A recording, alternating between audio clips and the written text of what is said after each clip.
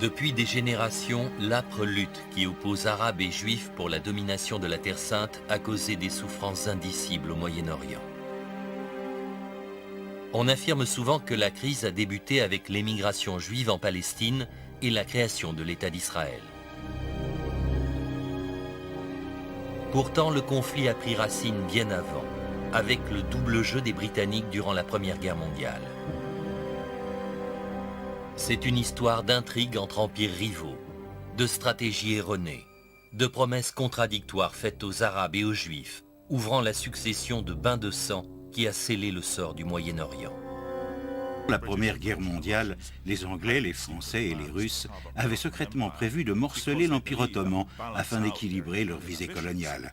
Et tant pis pour les Turcs, les Arabes ou quiconque s'y opposerait. Toutes les graines étaient semées, dans la mesure où les Britanniques avaient promis l'indépendance aux Arabes d'une part, et une patrie aux Juifs d'autre part. Les deux étaient irréconciliables.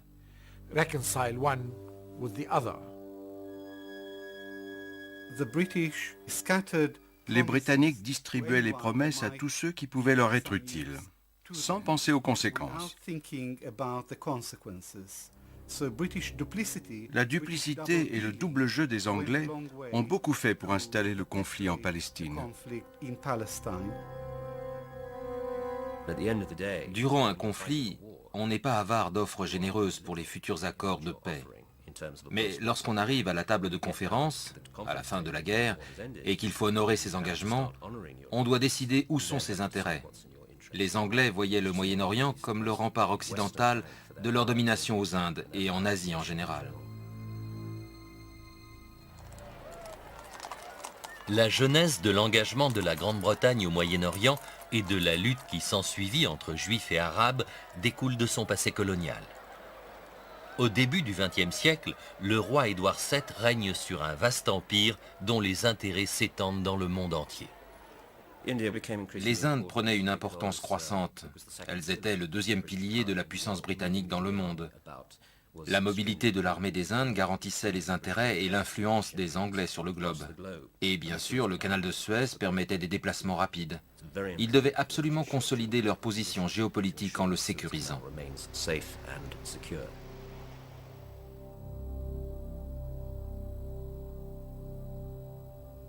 Dans ce but, la Grande-Bretagne est la première puissance européenne à s'établir solidement au Moyen-Orient. Dans les principautés du Golfe Persique, à Aden et en Égypte.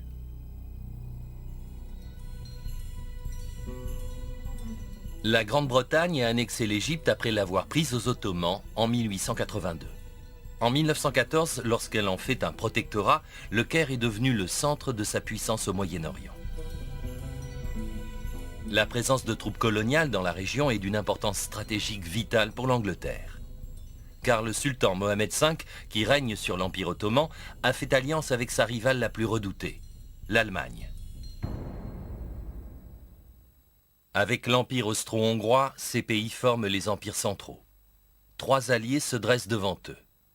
La Grande-Bretagne, la France et la Russie.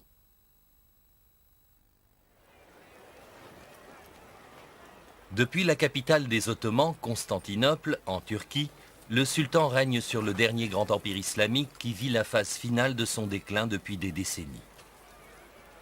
Le déclenchement de la Première Guerre mondiale en août 1914 lui donne le coup de grâce.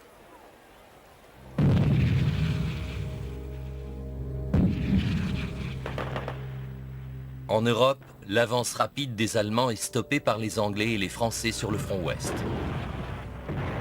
À l'est, le conflit entre la Russie, l'Allemagne et l'Autriche-Hongrie aboutit également à une impasse. Mais les armes dévastatrices de l'ère industrielle font chaque semaine des milliers de morts dans les tranchées des deux camps. Toutes les grandes puissances pensaient que la guerre serait terminée en quelques mois. Par conséquent, toutes sont surprises fin 1914 lorsque le conflit non seulement se poursuit, mais montre tous les signes de devoir s'éterniser. À ce moment-là, on commence à réfléchir à de nouveaux moyens de vaincre.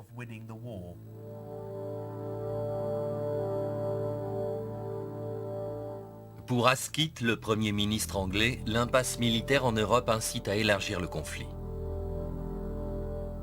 Avec le ministre des Affaires étrangères, Lord Grey, celui de la guerre, Lord Kitchener, et le premier lord de l'amirauté, Winston Churchill, il met au point une stratégie complexe pour ébranler les empires centraux. C'était une guerre mondiale et les Anglais voyaient le Moyen-Orient dans ce contexte mondial. Ils avaient toujours été partisans de l'utilisation de moyens détournés, comme on disait péjorativement, la stratégie indirecte, l'attaque de ce que Churchill appelait le point faible de l'ennemi. Et pour eux, le point faible, c'était la Turquie. Le plan britannique comprend deux volets, une diversion militaire et une utilisation dévoyée de la diplomatie, incluant corruption, subversion et double jeu.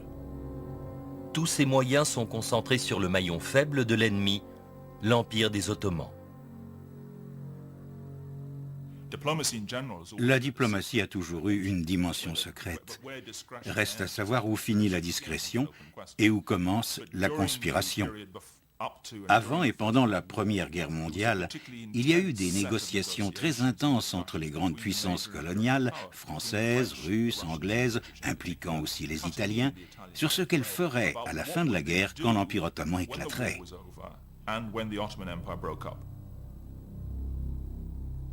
Le gouvernement anglais espère qu'un accord sur le partage des dépouilles de guerre renforce l'alliance contre les empires centraux. La Russie souhaite depuis longtemps avoir accès à la Méditerranée. Dans un traité secret de mars 1915, la Grande-Bretagne et la France font au tsar un cadeau d'une importance géopolitique vitale à ses yeux, Constantinople.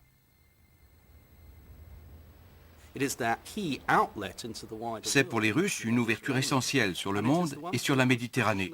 Et bien sûr, Français et Anglais s'opposaient depuis toujours. C'est donc une volte-face complète. Français, Anglais et Russes s'accordant sur ce point. C'était presque inconcevable.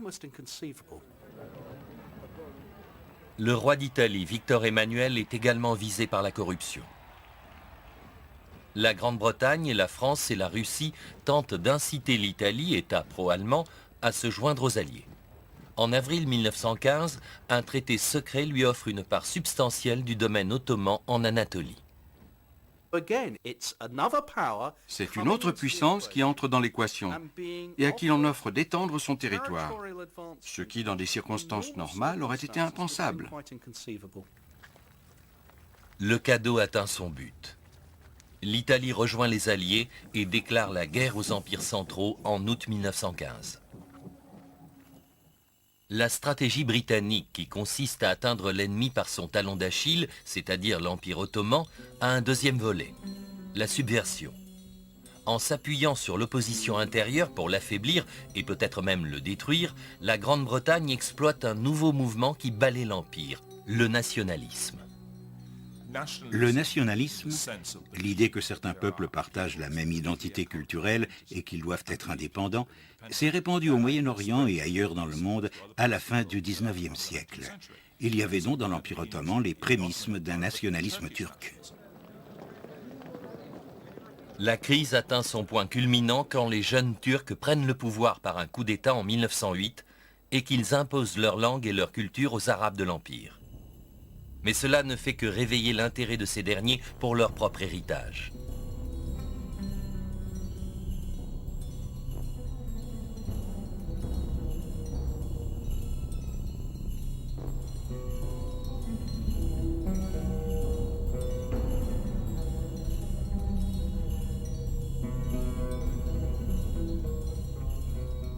Mille ans auparavant, les Arabes ont apporté leur technologie et leur littérature à l'Ouest, et leur religion, l'islam, s'est répandue dans presque toute l'Asie, l'Afrique du Nord et le sud-ouest de l'Europe. L'idée de retrouver cette grandeur historique hante la conscience des intellectuels. Au début de la Première Guerre mondiale, l'antagonisme entre Arabes et Turcs s'est intensifié.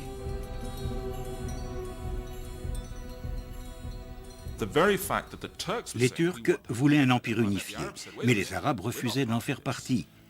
Ce renouveau littéraire et nationaliste a pris une forme beaucoup plus politique qui a conduit à l'émergence du nationalisme arabe. Ils en étaient arrivés à la conclusion que demeurer dans l'Empire ottoman était sans espoir, qu'ils ne pouvaient pas partager le pouvoir avec les Turcs. Et ils ont commencé à penser à fonder leur propre État.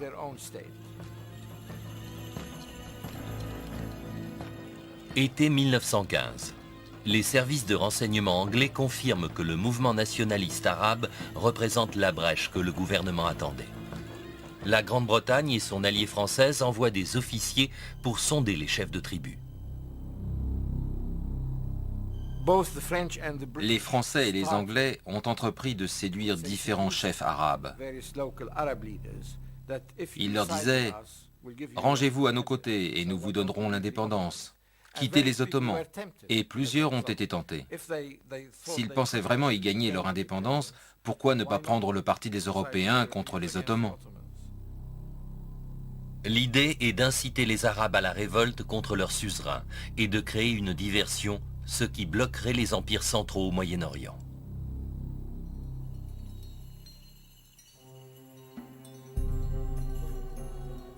Ironiquement, le souffle de la subversion vient non pas de Londres, mais du monde arabe. Du Hedjaz, plus précisément, en Arabie occidentale, dont le souverain, le shérif Hussein, est déterminé à étendre son domaine politique et géographique. Il pense pouvoir y parvenir avec l'aide des Anglais. De leur côté, ces derniers sont impressionnés par le prestige de la famille du shérif Hussein, gardienne des lieux saints de l'islam.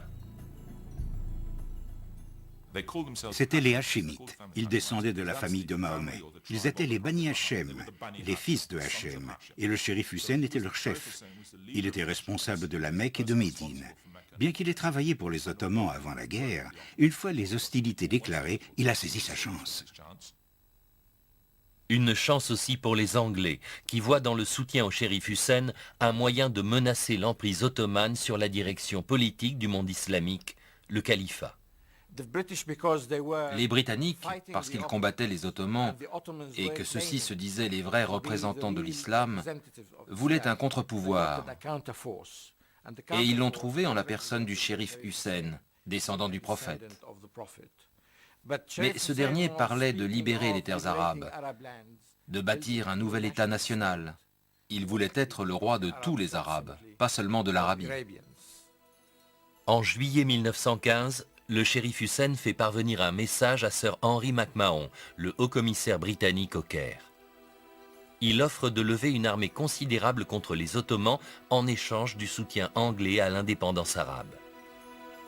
Dans la correspondance secrète qui s'ensuit, on fait comprendre à Hussein qu'il peut compter sur l'appui britannique pour réaliser certaines de ses ambitions en cas de défaite ottomane.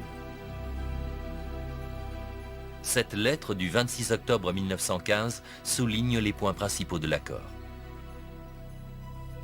Le document original est truffé d'ambiguïté. Il n'y a aucun doute là-dessus. Hussein s'en est-il aperçu? D'après ce que je sais de lui, je pense que oui.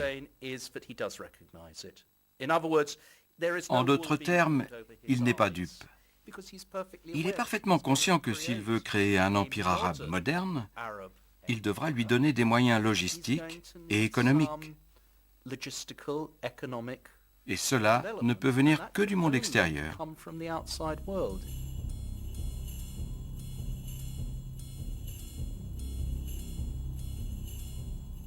Prenant les assurances britanniques pour argent comptant, Hussein et ses fils, Faisal et Abdullah, rassemblent une force importante. La nouvelle armée est commandée par le jeune et charismatique Faisal, qui a captivé l'imagination des masses arabes dans sa croisade pour l'indépendance.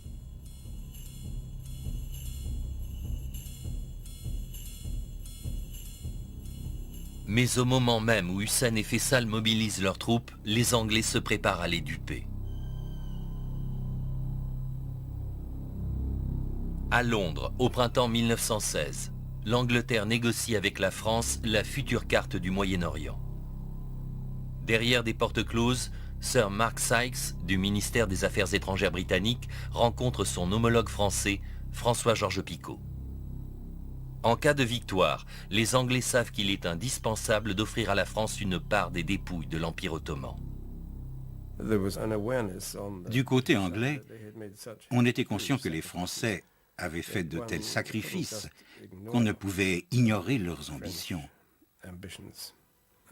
Ils étaient déterminés à obtenir leur part historique du Levant.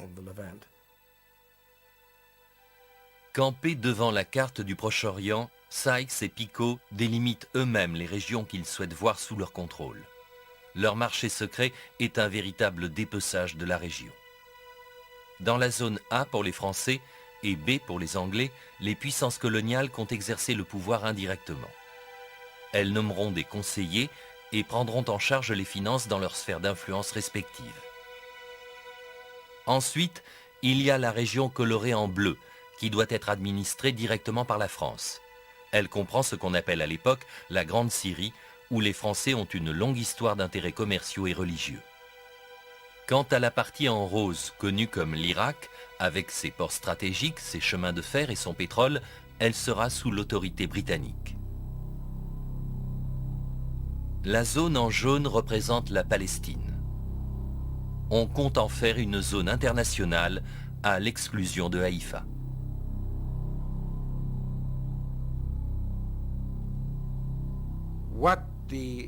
Ce que voulaient les Anglais, c'était le pétrole d'Irak. Ils s'étaient fixés pour objectif d'avoir l'Irak et d'avoir un débouché sur la Méditerranée pour pouvoir transporter ce pétrole. Ils ont obtenu Haïfa sur la côte palestinienne et la majeure partie de l'Irak. Les accords Sykes-Picot étaient un document honteux, et je n'essaierai pas de défendre ces accords. Mais ils avaient été conclus par des gens agissant encore dans la ligne de l'ancien équilibre des pouvoirs, dans un état d'esprit colonialiste.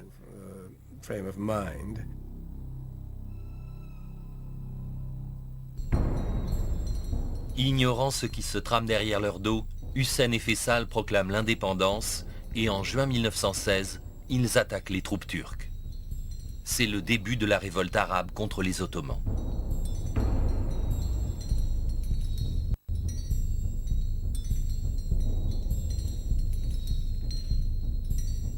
La garnison turque de la Mecque est vite submergée et le port de Djeddah est pris. En 1917, les forces de Hussein et de Faisal poussent au nord et affrontent les Ottomans le long de la voie ferrée du Hedjaz. Les Anglais considèrent que la révolte arabe fait partie de leur stratégie de diversion militaire contre les empires centraux. Au sud-ouest, les Britanniques, par un mouvement de tenaille, sont entrés en campagne pour s'assurer le contrôle du canal de Suez et du Levant. Au sud-est, ils se battent pour s'emparer des puits de pétrole irakiens. Tout cela pour attaquer les empires centraux en leur point le plus vulnérable, l'Empire ottoman. Les Arabes avaient lié leur sort aux Anglais. Ils considéraient qu'ils se battaient avec les Alliés, mais en même temps, ils n'étaient pas incorporés à l'armée britannique. Ils continuaient à fonctionner comme une armée indépendante.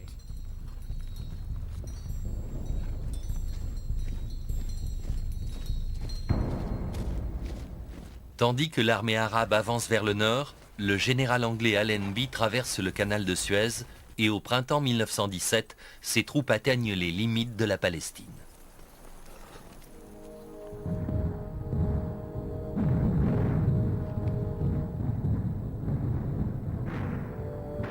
Mais en Europe, les Anglais sont toujours en mauvaise posture. La tentative de percer des lignes allemandes dans la Somme a fait gagner bien peu de terrain en regard des pertes colossales en vie humaine.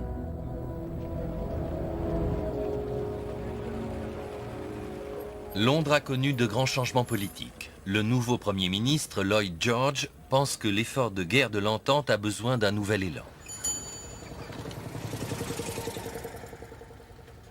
Jusqu'à présent, l'Amérique a conservé sa neutralité. Mais Lloyd George est convaincu que cela peut changer, car il existe un groupe puissant qui pourrait influencer le gouvernement américain. Lloyd George thought that Lloyd George pensait que la décision américaine de s'engager ou non dépendait essentiellement de l'opinion publique et que le soutien des Juifs pourrait faire pencher la balance d'un côté ou de l'autre.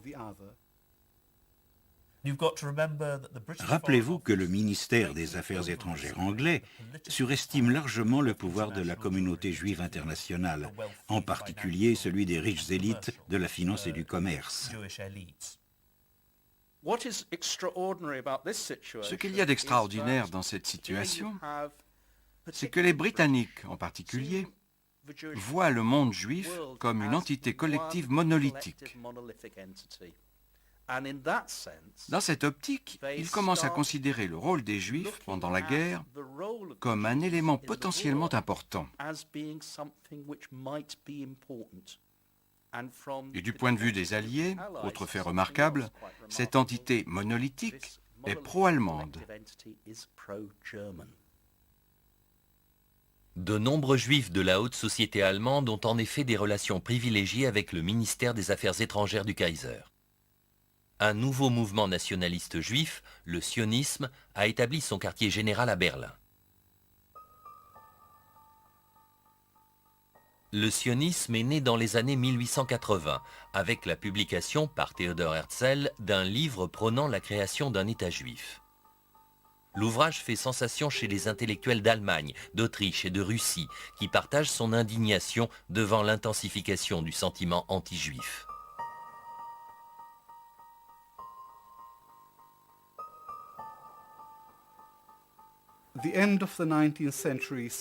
La fin du XIXe siècle a vu la montée de l'antisémitisme dans toute l'Europe, en Autriche, en Allemagne, en France, mais surtout en Europe de l'Est, en Pologne et en Russie.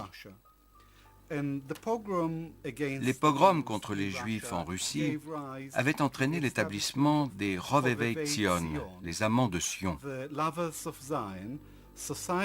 des sociétés qui, dans de nombreuses villes russes, ont commencé à promouvoir, à financer et à parrainer la colonisation et l'immigration en Palestine.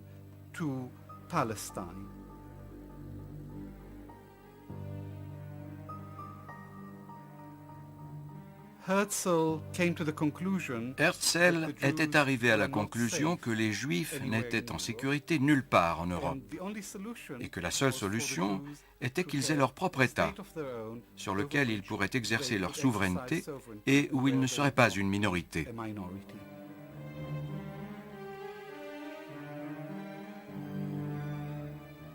L'autre attrait du sionisme, c'est la façon dont il cadre avec les aspirations historiques des Juifs.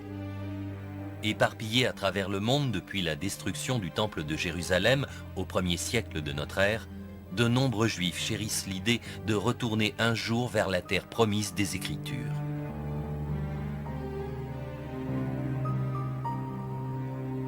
En fait, il existe déjà un petit noyau de Juifs autochtones en Palestine. Mais même avec l'installation de colonies pendant toute la fin du XIXe siècle, la communauté juive tout entière représente à peine 8% de la population en 1914.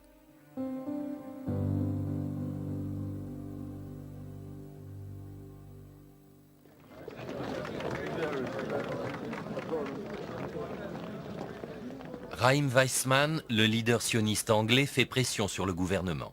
Il veut une assurance qu'en cas de défaite de la Sublime Porte, celui-ci soutiendra l'émigration juive en Palestine. Début 1917, Lloyd George, persuadé que les Juifs parlent d'une seule voix, est convaincu que le sionisme est un mouvement nationaliste qui doit également être récupéré par la cause alliée. En mars, Mark Sykes entame des négociations avec Weizmann. Les gens comme Mark Sykes ont une idée fixe. Les Juifs se protègent entre eux et ils protègent leurs intérêts. Et si Weizmann leur dit que leur intérêt, c'est d'avoir à tout prix la Palestine, ils sont prêts à le croire, à donner leur accord.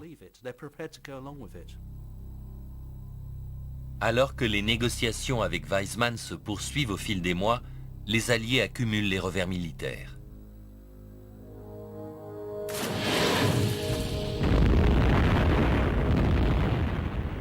La campagne sous-marine allemande porte de rudes coups à la flotte marchande britannique.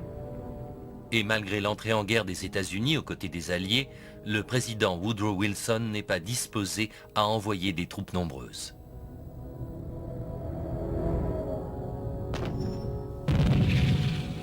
La dernière tentative des Anglais pour maintenir la pression sur le front ouest s'embourbe bientôt dans les tranchées de Passchendaele. Des milliers de jeunes gens perdent la vie dans une nouvelle campagne inutile. Le moral des troupes est en chute libre. Mais la menace la plus grave pour la machine de guerre alliée vient de l'Est. La Russie est au bord de l'effondrement. Les Allemands lui ont infligé des défaites écrasantes et le pays, épuisé par la guerre, se désintègre à force de pénuries alimentaires, de grèves et de manifestations. Lorsque la révolution détrône le tsar, l'Angleterre et la France sont sérieusement alarmées. Le fait est qu'avec la chute de la Russie tsariste et de son effort de guerre, les Allemands ont virtuellement gagné la Première Guerre mondiale, à moins que les Américains n'interviennent. Il est impossible que les Anglais et les Français vainquent les Allemands par leurs propres moyens.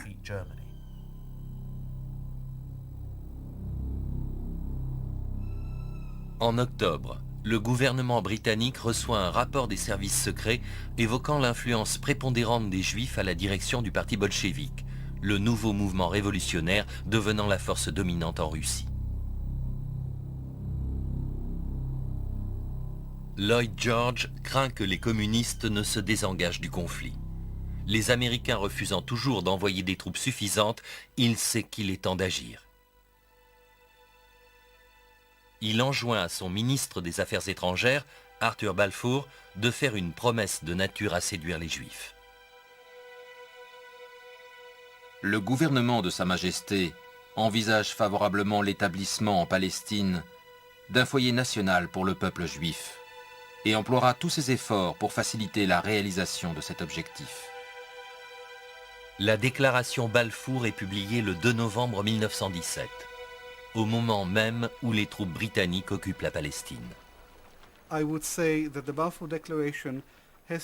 dirais que la déclaration Balfour doit être prise non pas comme un geste idéaliste, mais comprise dans le contexte de la politique coloniale britannique. Et Lloyd George était l'instigateur principal de cette déclaration, parce qu'il croyait que cela servirait les intérêts de son pays. Mais c'est aussi la première fois qu'une grande puissance européenne soutient officiellement le but sioniste de faire de la Palestine une patrie juive. Cependant, pour le shérif Hussein, la Palestine fait partie du marché conclu pour l'indépendance arabe. Anticipant l'indignation de son peuple à la perspective d'une patrie juive dans une province largement arabe, la déclaration Balfour affirme aussi: rien ne sera fait qui puisse porter atteinte aux droits civils et religieux des collectivités non juives existant en Palestine. Néanmoins, la déclaration semble exprimer l'appui britannique à l'émigration juive. Il y avait à peine 80 000 juifs sur une population de 700 000 personnes en Palestine.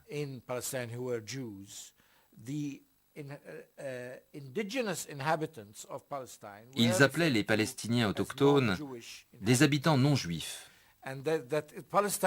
Et la Palestine était identifiée déjà à ce stade comme terre juive, alors que les autres n'avaient pas d'identité définie. C'était juste des non-juifs.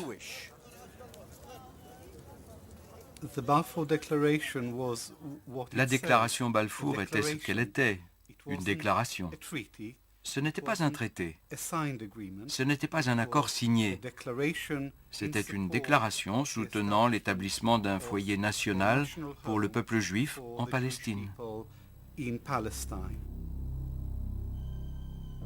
En fait, le seul traité que l'Angleterre ait signé sur la Palestine, ce sont les accords secrets Sykes-Picot avec la France.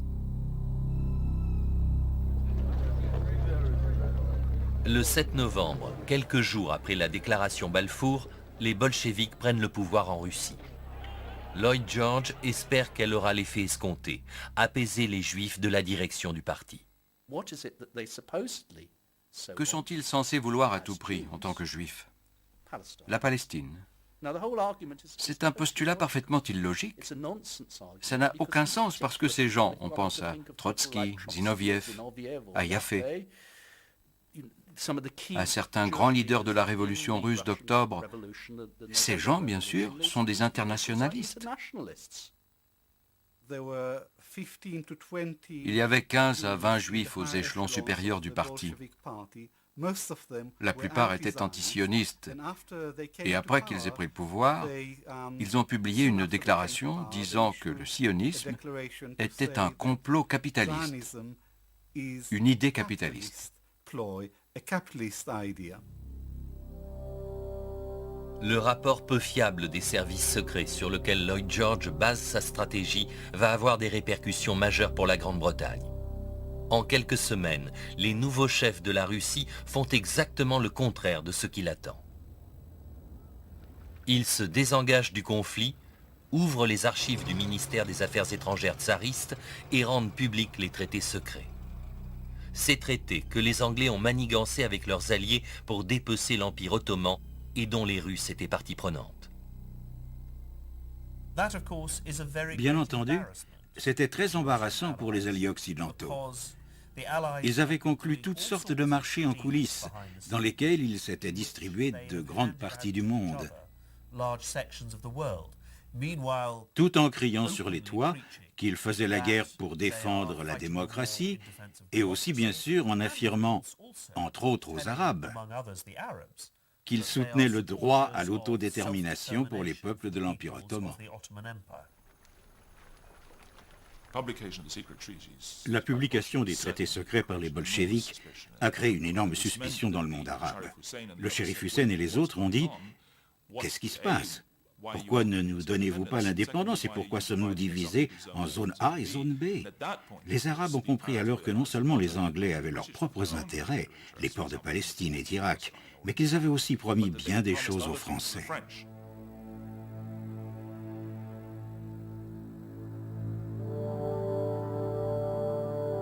C'est dans ce climat de confusion et de suspicion chez les Arabes que le général Allenby entre dans Jérusalem, accompagné de Sykes, Picot et de nombreuses autres personnalités alliées. Les forces dirigées par les Anglais se sont emparées de la ville sainte en décembre 1917. Les chefs de la révolte arabe, eux, ont disparu.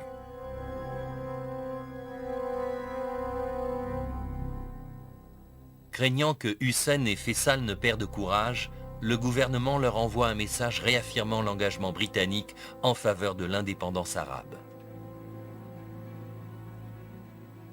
Il sera donné au peuple arabe toutes les opportunités de former à nouveau une nation. Ceci ne peut être réalisé que par l'unification des Arabes. La Grande-Bretagne et ses alliés poursuivront une politique ayant cette unité pour objectif. Hussein reste loyal envers les Alliés parce qu'il veut croire aux promesses anglaises d'indépendance. Mais il parle de régler ses comptes après la guerre.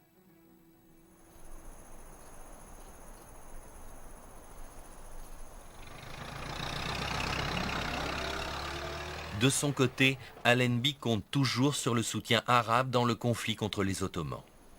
Mais à présent que Jérusalem est occupée par les Anglais, un parti prend l'initiative.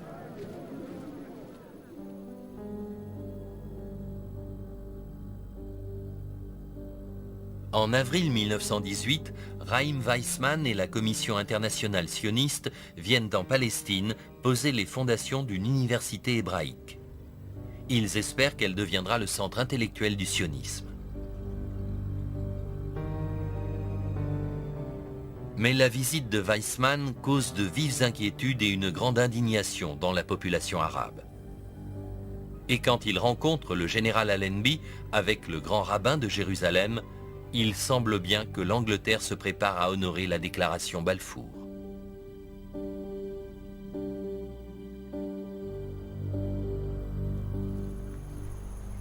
Six mois plus tard, les hommes d'Allenby entrent à Damas.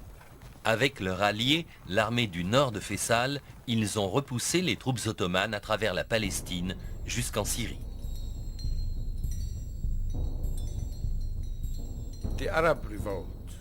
La révolte arabe a contribué à la victoire alliée de nombreuses manières. Premièrement, elle a protégé le flanc britannique en Palestine. Deuxièmement, elle a occupé un grand nombre de soldats turcs et allemands.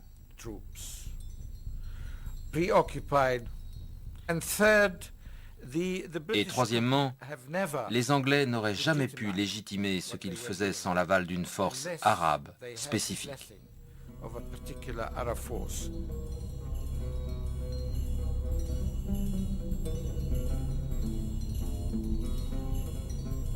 Le 3 octobre, les habitants de Damas se pressent au défilé de victoire de Faisal. S'il doit prendre le pouvoir, il sait que sa présence est indispensable. Il doit être vu par le peuple comme son libérateur.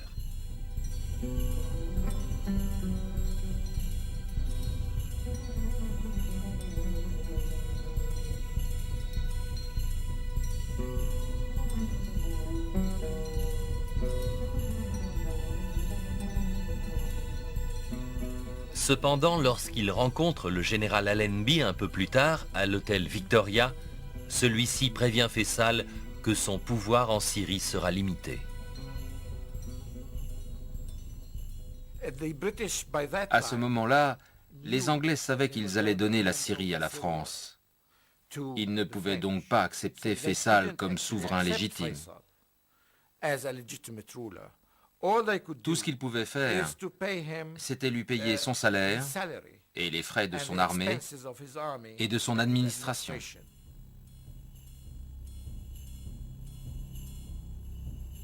Nullement intimidé par les avertissements d'Allenby, Faisal prend le titre de gouverneur de Damas. Avec le soutien de son père, le shérif Hussein, il entreprend la création d'un réseau d'influence dans le but d'établir un État arabe indépendant. Le 31 octobre, la sublime porte capitule. Et à 11 h, le 11 novembre 1918, les canons se taisent en Europe. C'est la fin de la guerre contre les empires centraux.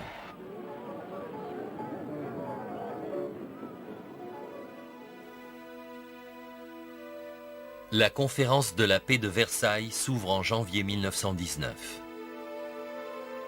Les représentants des alliés victorieux, comme le Premier ministre français Georges Clemenceau et le président américain Woodrow Wilson, se réunissent pour décider du sort des territoires des empires vaincus. L'heure est venue de tenir les promesses libéralement distribuées par Lloyd George et son ministre Balfour. Ils avaient donné des assurances aux Arabes, mais ils en avaient donné aussi aux Juifs, aux Français et aux Russes, à tout le monde. Ces gens avaient une vision impérialiste du monde. Le Moyen-Orient ne leur suffisait pas.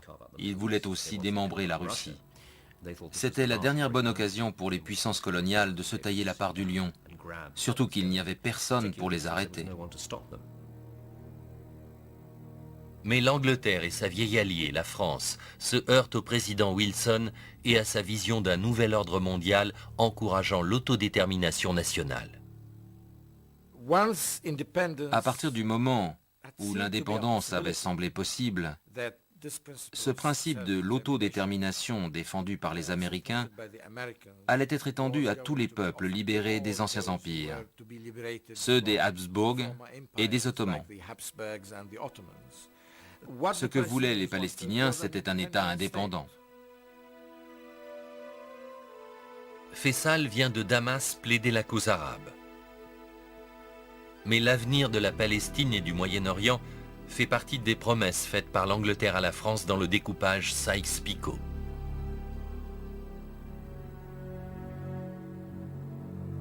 En l'occurrence, pour les peuples du Moyen-Orient, les principes d'autodétermination de Wilson sont oubliés. L'Angleterre et la France sont libres de finaliser leurs accords.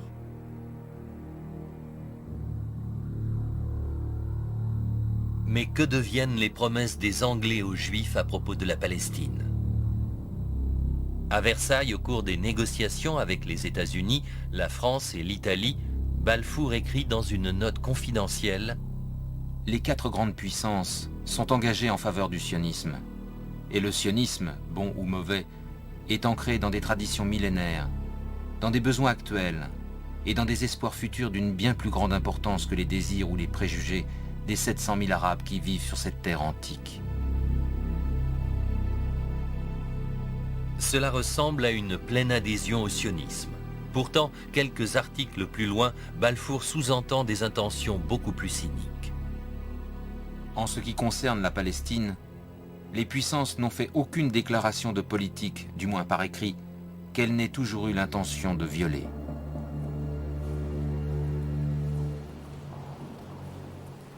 La conférence de la paix de Versailles s'achève le 28 juin 1919 par la création de la Société des Nations, la première institution mondiale pour la paix et la sécurité.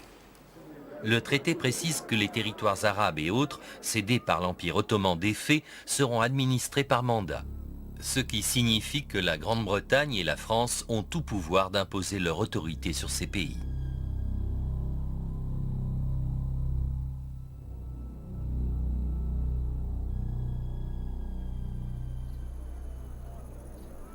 Le 21 novembre 1919, François-Georges Picot, co-architecte des accords Sykes-Picot, et le général français Gouraud arrivent à Beyrouth. C'est le début du mandat français sur la Syrie et le Liban.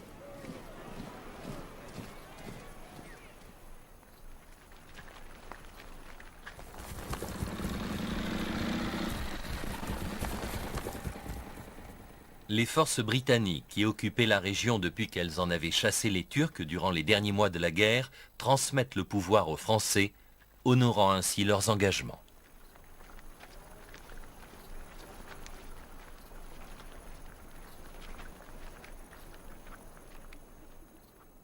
Faysal, qui est à présent gouverneur de Damas depuis 16 mois, a consolidé sa position. Lorsqu'il est proclamé roi par le Congrès national syrien, les Français sont ulcérés et le général Gouraud envoie ses troupes. Le 7 août 1920, Faysal est déposé et doit s'enfuir en Palestine.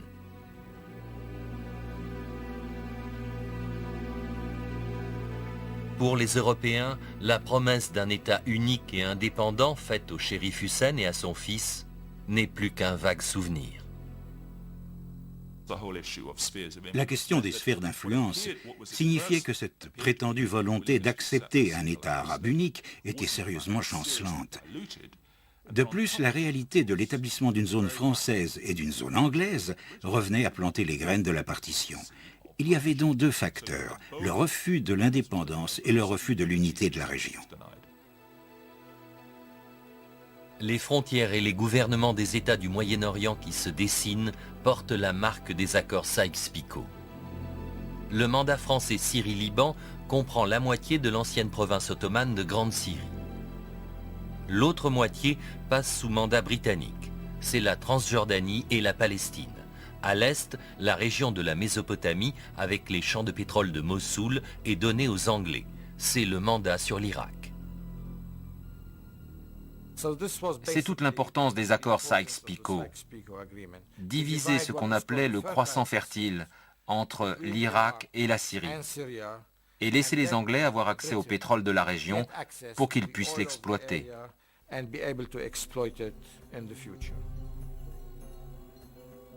Le peuple irakien rejette l'autorité britannique jusqu'à ce que Faysal soit fait roi en juillet 1921. L'Angleterre espère que les pouvoirs limités qui lui sont dévolus satisferont les exigences d'indépendance frustrées des Arabes. Mais le shérif Hussein attend plus des Britanniques. Il n'avait jamais abandonné l'idée que les Anglais lui avaient promis l'indépendance, pas seulement en Arabie, mais aussi en Syrie et en Irak. Et il voulait qu'ils tiennent leurs promesses. Le shérif Hussein ne réalisera que partiellement son rêve d'un royaume arabe gouverné par les Hachémites. Car si son autre fils Abdullah devient roi de Transjordanie, leur vieux rival, Ibn Saoud, chasse les Hachémites du Hedjaz en conquérant toute la péninsule arabe.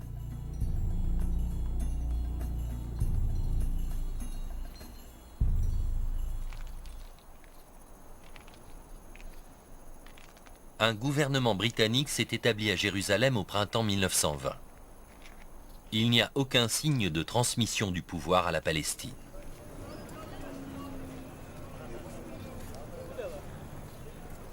La Palestine est une terre sacrée pour 3 religions. Les Juifs y forment une petite minorité qui vit en harmonie avec les chrétiens et la vaste communauté musulmane depuis des siècles.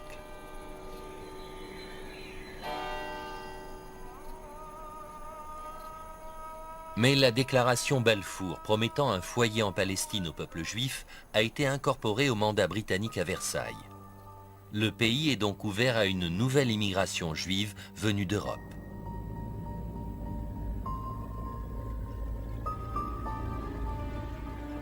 Les manifestations de soutien sionistes donnent à penser que les Anglais vont tenir leur parole envers les Juifs et ignorer les espoirs d'indépendance des Palestiniens.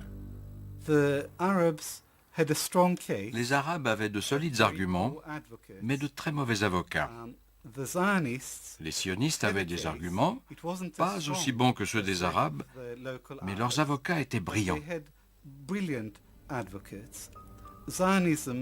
Le sionisme est une des plus grandes success stories de relations publiques du XXe siècle. Et Chaim Weizmann illustre à la perfection les talents bien connus des Juifs pour la plaidoirie et la persuasion. Des talents évidents lorsque Weizmann et d'autres groupes sionistes contribuent au financement de l'achat de terres et de la construction de villages pour les immigrants. En même temps, des organisations politiques et des services de sécurité sont créés pour soutenir la patrie juive naissante.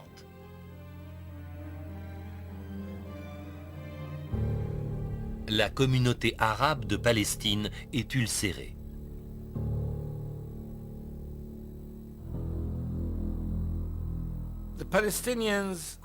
Les Palestiniens ne pouvaient concevoir que leur pays soit divisé ou donné à un autre peuple qui n'avait rien à voir au Moyen-Orient et qui était presque totalement européen à l'époque. Il leur semblait absurde que 600 ou 700 000 personnes soient obligées d'abandonner leurs terres, leurs maisons, leurs villages, leurs villes, pour les donner à une minorité qui était éparpillée dans toute la Palestine. Après tout, la Palestine doit son nom à son peuple, les Palestiniens.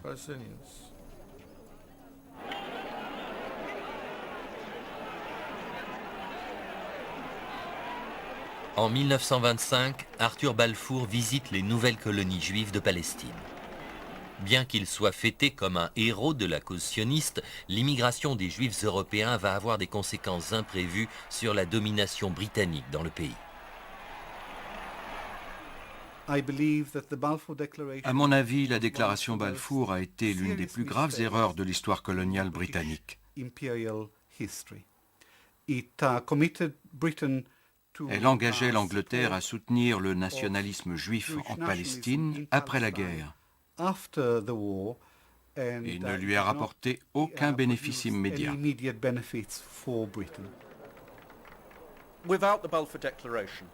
Sans la déclaration Balfour, il n'y aurait pas eu de véritable développement du foyer national juif et sa conséquence, c'est-à-dire la déclaration de l'État d'Israël en 1948, n'aurait pas eu lieu.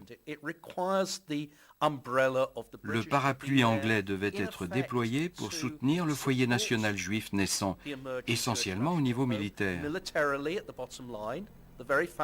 Le fait qu'il y ait eu des soldats anglais, des policiers anglais pour protéger les communautés juives est un élément crucial. C'était la seule façon de le faire.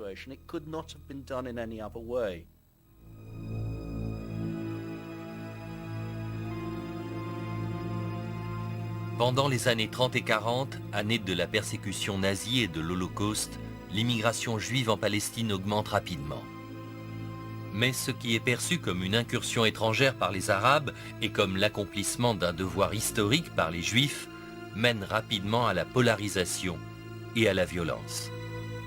En réponse aux attentats terroristes des Arabes, les Anglais limitent l'immigration, une politique qui ne fait qu'exacerber le terrorisme juif.